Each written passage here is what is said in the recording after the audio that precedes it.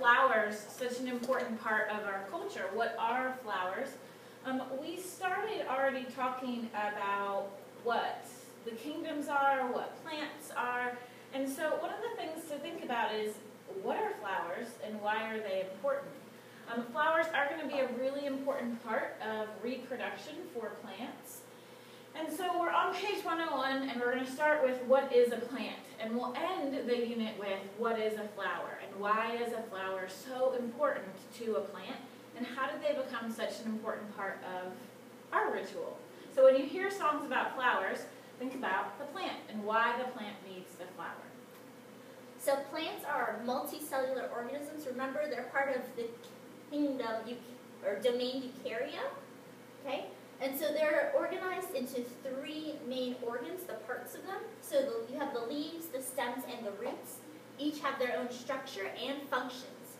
But the cells must communicate with each other for the whole plant to maintain homeostasis. Plants differentiate their cells for different types of synthesis. So when we look at what a plant is, it's many cells, and this is actually what you would see if you looked at a leaf under a microscope. It's a cross-section of a leaf.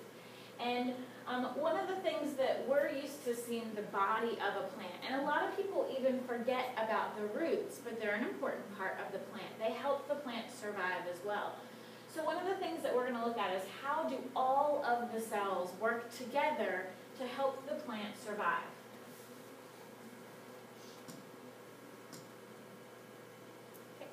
So we have the leaf and stem cells, and they're going to perform photosynthesis.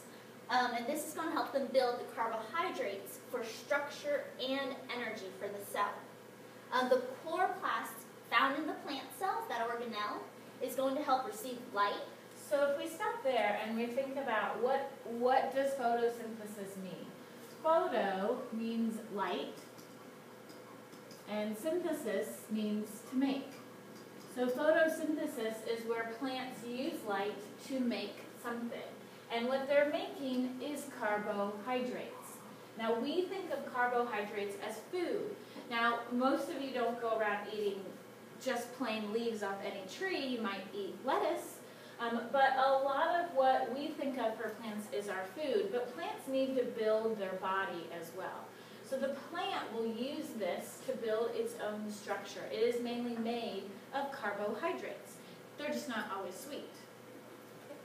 So after the plant receives the light, enzymes within the chloroplast are going to help speed up this reaction, and it's going to turn your inorganic carbon dioxide and water into the organic sugar C6H12O6, and it's going to release O2.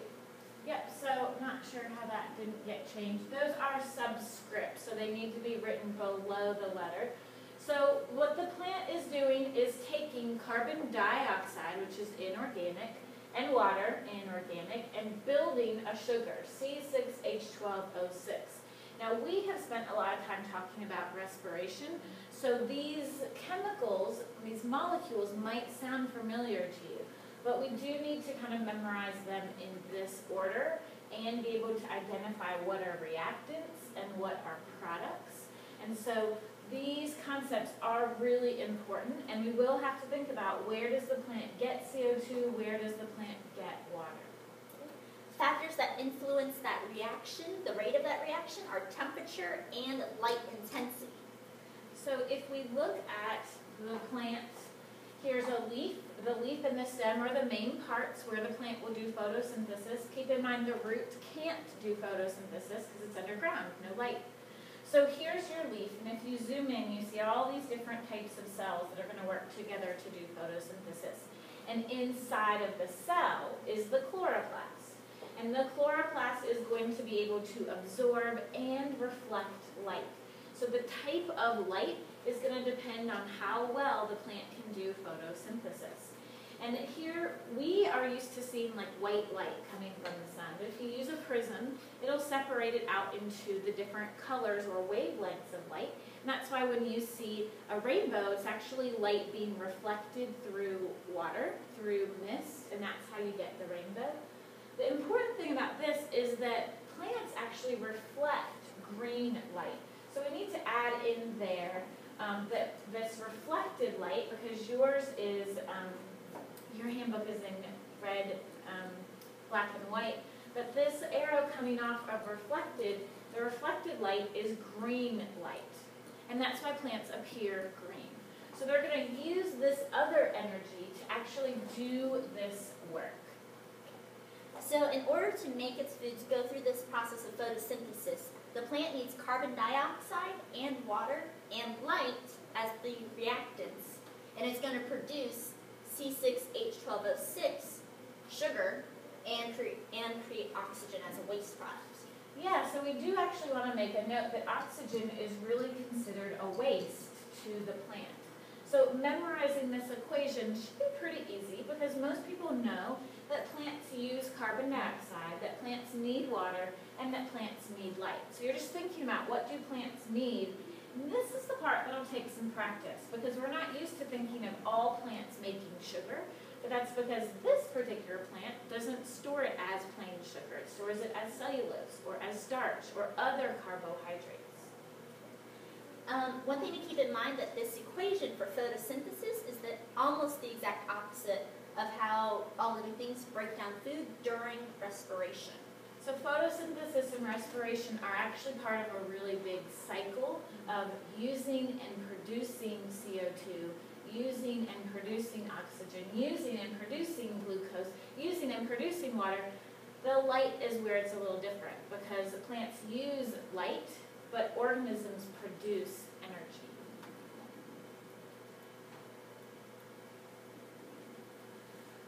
So some plants are vascular plants and have differentiated cells that help them transport molecules within the plant itself, within the body of the plant. Non-vascular plants like moss are going to use diffusion, so they're not going to have those types of cells.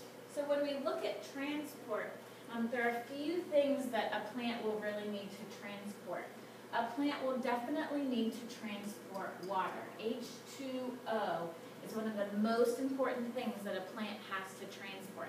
The plant can't get up and go get water, so it has to be able to move water from the roots, where it absorbs it, all the way up to the leaves. The leaves need water as well. And so there are adaptations to help a plant do that. The plants are going to have vascular tissue cells, and these are going to act like tubes or vessels within the plant to help move them into different directions or move different forms of molecules. So seen as the veins in the leaf, they're going to travel down the stem and into the roots. We have xylem, which transports water up from the roots to the rest of the plant, and we have phloem that's going to transport the sugars from the leaves down to the rest of the plant. So these are the really important things that you kind of need to get out of this section about how plants transport. Now you have vascular tissue. If you've heard of your cardiovascular system, that's your heart, your veins, your artery. That's how animals transport through their body. Plants also have vascular tissue. And so you have this diagram as well. Going through the stem, through the leaves, through the roots are these tubes. And what's important to remember, kind of the trick to remember, is xylem will transport up. So xylem up, phloem, like a river, flows down. And what we're moving, and this should make sense, is we're moving water up from the roots, and food that's made in the leaves is going to be flowing down to the roots. The roots can't make their own food. So the roots absorb the water, transport it up to the leaves. The leaves make the food and transport the food down to the roots. So xylem up, phloem down. Xylem up, phloem down. That's the little trick to remember.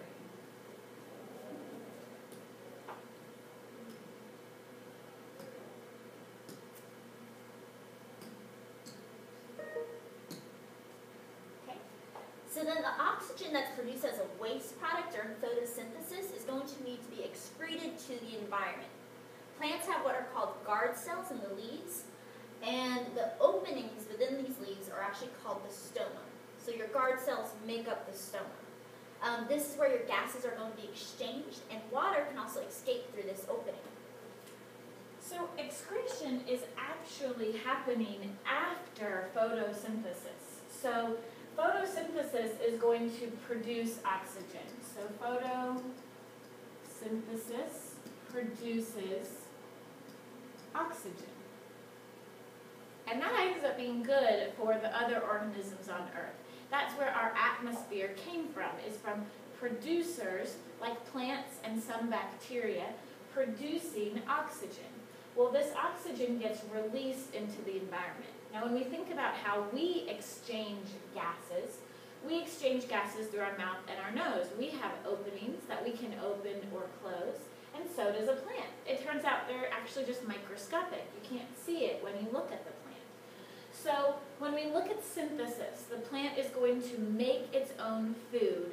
It needs to transport the water and food, and then it needs to get rid of any waste products. And so oxygen is actually considered a waste product.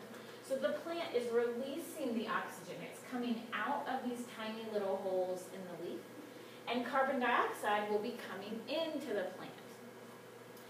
While this gas exchange is happening, and this is kind of the really important thing, is that it's really not just getting rid of waste. While we're getting rid of waste, we're also getting something in that we need.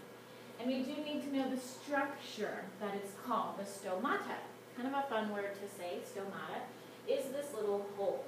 And so because those cells are open, kind of pursed open, then the gases can get in and out, but water also escapes. And this can be good because it will help move water up to the leaf, but it can also be a pretty bad thing for a plant to lose too much water. And so this is where we stop. There's a summary box here on page 102. So what we'd like for you to do is go ahead and write a summary about STE. How do plants synthesize, transport, and excrete? How is this important for the survival of the plant?